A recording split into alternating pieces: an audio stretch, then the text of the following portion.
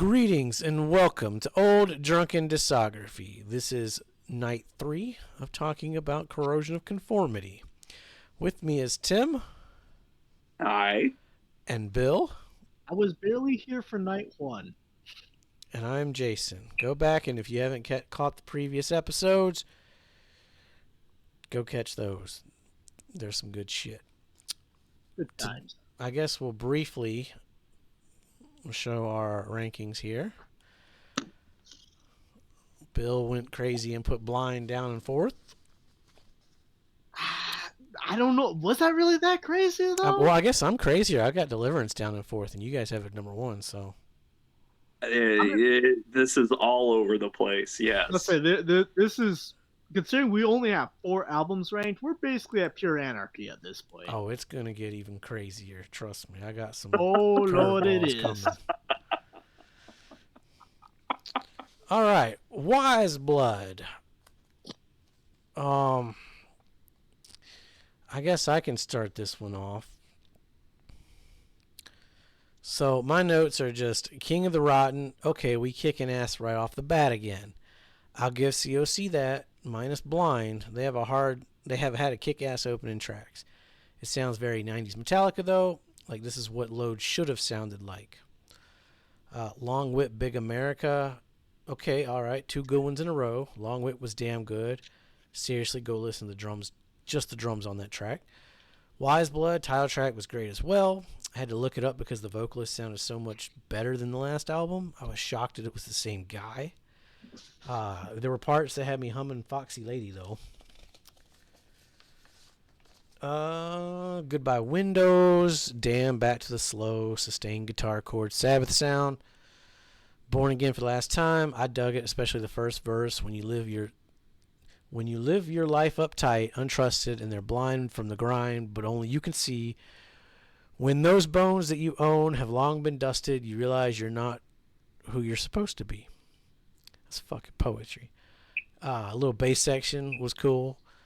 Drowning in a Daydream, singer sounds more into this album than the previous one. Great performance. The chorus was a little catchy, which was great. I loved it.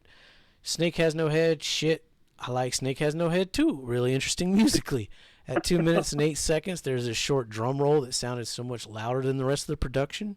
It comes out of nowhere and it doesn't last long, but it was interesting and the outro was cool. The Door kicked ass. Manor Ash.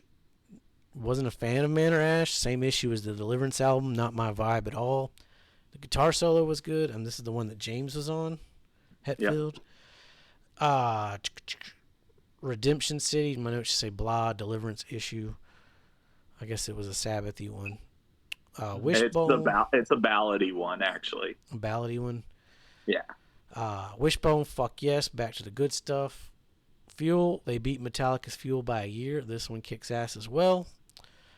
Bottom Feeder, fuck me. I wrote in my notes, at least this one doesn't have a bunch of instrumentals strung out through it, and then it hits you with an 8-minute instrumental. That's okay. I'll take a long instrumental over a short little one spread out. This one is actually cool and does things. Mm-hmm. So that's my notes for that one. Yeah, and I guess I'll follow up because a lot of what you said is actually compounding on mine. Say Redemption City, just because we mentioned it. If Ozzy did a ballad, it would be that one, 100%. So this one, I mean, Mama, I'm Coming Home? Not quite. Nah, great song, not ballad. Quite. Actually, that was the thing I liked about this one. I felt like they cared even more about the vocals on this one than they did the prior one. A couple points, volume-wise, I felt like the vocals were actually coming through a little bit more, a little bit cleaner. As you said, they didn't have any instrumentals until the end, but the instrumentals at the end actually kind of worked. Yeah, it was good. I actually liked that one. Some of the lyrics and just what the songs were singing throughout this was actually really good. The only comment I have for my notes that I have, which are sparse for reasons which we will not disclose live. It felt like a couple of these songs sounded. I'll say this: they did not sound dissimilar from each other. I'll put it that way. namely the first three and the fifth one. King of the Domain, Long Whip, Wiseblood, and Born Again. A lot of the stuff sounded the same instrumentally to me, which isn't necessarily a knock. It was just a comment that I had on it.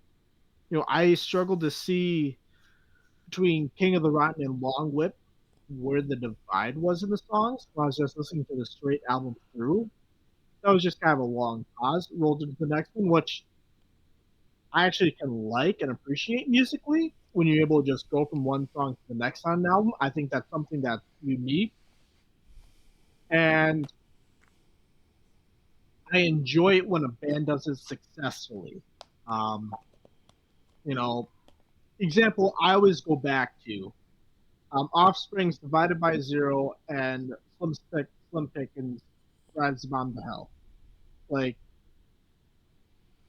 the two songs flow phenomenally into each other. So therefore, having it flow together on an album, or have it where your songs are connected on an album, I feel like is extremely it's a strong utility that not a lot of bands actually utilize, and they have the ability to because hey, who's writing the songs? Who's choosing what goes on the record most of the time? And I say most of the time because obviously producers, some of which we have mentioned before on this channel, put in their 2 cents as to what's actually going on in the album. But I feel like COC actually, I feel like, I mean, Tim, correct me if I'm wrong, this is a guitar-led band, right? I think is what I. It's a what band? A guitar-led band, like the guitarist is the leader, or did I miss see that when I looked through the? Well, I think that depends on what you mean by leader. Like who's organizing in the actual like voice of the band, not like the voice of the singing, but like the brains behind the operation, I would say. Yeah. Okay. So at this point in the career, they're all involved. Okay. Reed has, since day one, kind of been the go-to guy for everybody. He's the one putting it all together. Woody, of course, has been there since day one, though. Yep. And Mike Dean, of course, is, an original member as well. I think at this point, so getting back to both of your points about the vocals, this is their fifth album, sixth if you count Technocracy, and yet it's the first one that actually maintains a lineup from the previous album. So we got a first here. And going back to Deliverance, most of that album was written and possibly even recorded before they knew who was going to sing on it. Whereas this one, they know who the singer is now. So, yeah, I think the vocals are a step up from Deliverance, just because the songs are written with that voice in mind. Even like his voice, like not just his voice, but like he felt he was more into it, I guess, than he was the Deliverance for me. It felt like the vocals were comfortable with the instrumentals. Yeah, sure. Everything you just said makes total sense. Well, and that happens too. If we go back to our Blind episode, where when Pepper tried out for the band, he tried out for the singer, but like didn't get it. So it took him a couple albums to really kind of find his voice, I think. And yeah, it's definitely found on this album. So I did see them once on the Deliverance tour cycle. That was my first time seeing them. I ended up seeing them twice on this tour cycle. One opening slot and one headlining slot. Both were amazing. They were like just firing on all cylinders live at this point. You guys went through the songs. I love every single song on here. Some of my favorites, though, like I love King of the Rotten, Long Whip, Born Again, Manor Ash, Wishbone. Those are probably like the top tier for me. Yeah, this was the first. This was a day one purchase for me.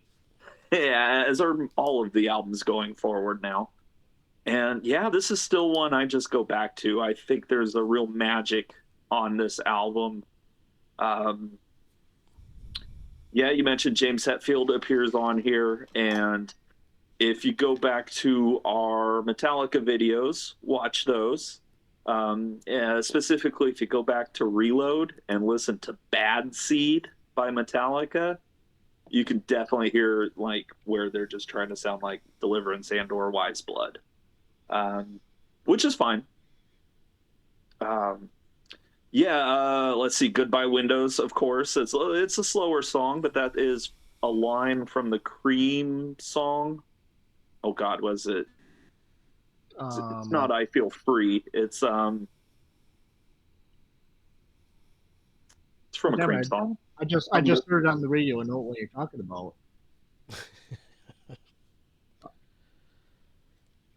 It's just an old And Cream yeah, song. you mentioned the bass section in Born Again for the Last Time. So good. Drowning in a Daydream was nominated for a Grammy, but did lose to Tool's Enema that year. That's a good album. I'll be honest. When I was listening to Drowning in a Daydream, I 100% heard Blue Oyster Cult's Godzilla as I was listening to that song. And yeah, which isn't necessarily a knock. That's just what I heard when I was listening to it. Well, and you can hear the influences throughout all these albums. Even when they were punk rockers, you can hear but they're still listening to big '70s rock.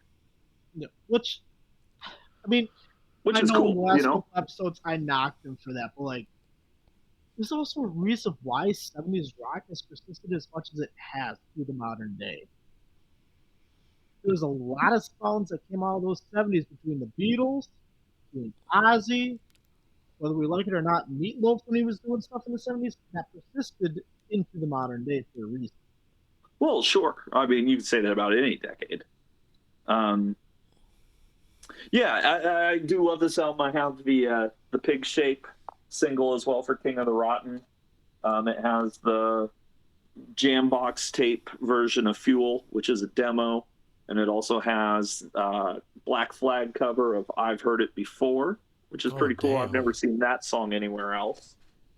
And then I also have the Rotten remixes, which is 4 different just remixes of King of the Rotten. That was a thing in the 90s. Let's make all the songs industrial. Yep. Tori Amos did that shit. Yeah, everybody did it. But cool releases. I don't know. This is a special album for me, so it's hard to look at it objectively. I would recommend it though.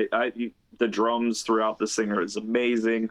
I love the guitar tone. I love the way the songs change, where they're kind of trucking along, and then halfway through they just throw in this sick riff and odd time signature and just take off. Really cool stuff. And that's probably my favorite album cover so far. That's a really nice album cover. Fucking weird. Cool. But it just, it just fucking pops. Yeah. Goddamn 7 Illuminati symbols. Yeah, I wore the shit out of that shirt back in 96, 97, 98, 99. I don't remember when it retired, but I wore the shit out of it. Does anybody else have anything to add about Wiseblood? I don't think so. I think we basically hit up on everything. I will say I liked the direction that they went from Deliverance to this album. I did. It's probably gonna give away where I'm gonna put it, but yeah, and I'm gonna throw out that unless you guys pick it, and I'm forced to choose another song, my number 1 song is gonna come from this album. I know I got a couple songs potentially on my list. I got a couple. I got a couple on this one. Cool. Yeah. Cool. Yeah. Well, Tim, it's your turn to guess, I believe. Oh, well, considering Bill hated all the other albums, I'm going to say it's his number one. It is my number one. Okay. I didn't hate. Well, I mean, I hated, and then I was like, it was all right. Tim is also going to put it at number one, continuing the they just get better trend.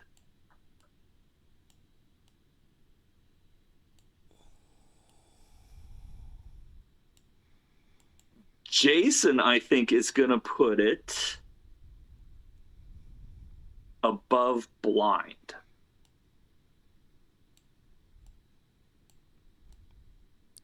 It is going above Blind.